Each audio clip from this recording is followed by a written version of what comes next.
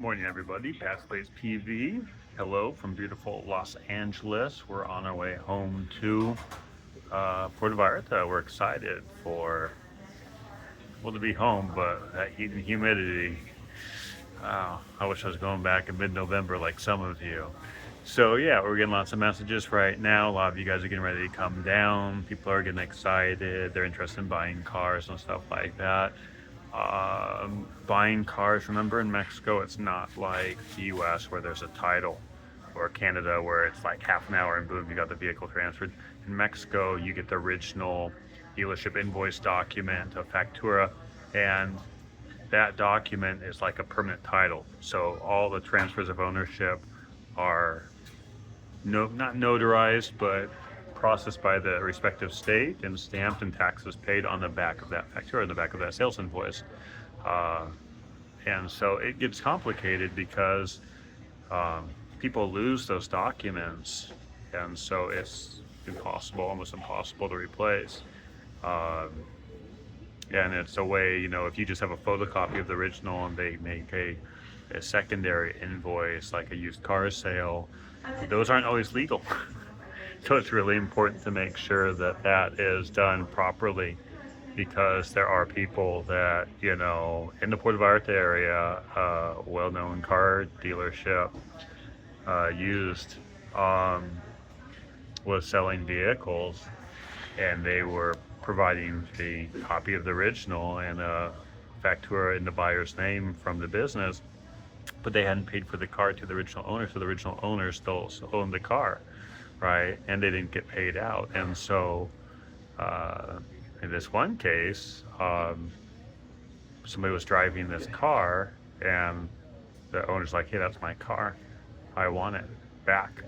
They're like, "No, I have the paperwork." But they didn't have that original document. So it's really important to double check the sequence and make sure it's legit, because, that's super rare, but basically there's a battle for the car, because, ultimately it should be going back to the original owner, because then to the secondary party never paid for it. So yeah, and then there's that, and then people write their name on the back, but they don't take it to the state DMV office to get stamped, which means they don't pay tax.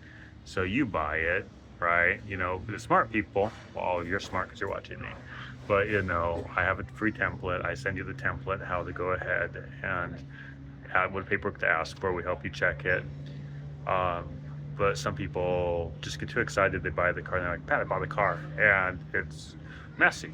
Like, I can always get plates, but if you don't have the original sequence of paperwork and stuff like that, it's going to hurt you, because say you want to get complete your insurance company, you buy the car, and a year or two later you're in a car accident, right?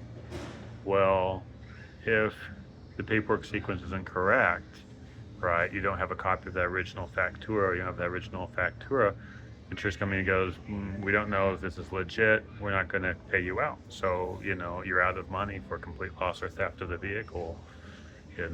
So it's rough. We talked about that. We know with tip vehicles, we're bringing a vehicle down from the States or Canada. Um, this one person, they canceled their California registration and had an accident, and Quali just told them, "We're not covering that. That's not going to happen, because you're supposed to have a valid registration as part of having a tip." So, we're always big fans of legalizing your vehicle. If you're legalizing your vehicle, remember it's available for 2018 and older NAFTA, German, Japanese, and Korean manufactured vehicles from the United States and Canada that don't have a tip, so haven't come to Mexico yet, or their tip entry date, the most recent tip entry date, is no later than October 18th, 2021. So message us for information about that. And some people go, "Yeah, I'm going to legalize my car," and then they go ahead and we send them the template, and they're like, "Okay, I'm ready to do it. I want to cross in like 2 weeks." And we're like, "Yeah, it says this process takes 3 to 6 weeks, 3 to 4 weeks. So don't diddle dabble and stuff like that. It's going to create issues." What else? Legalizing is good too.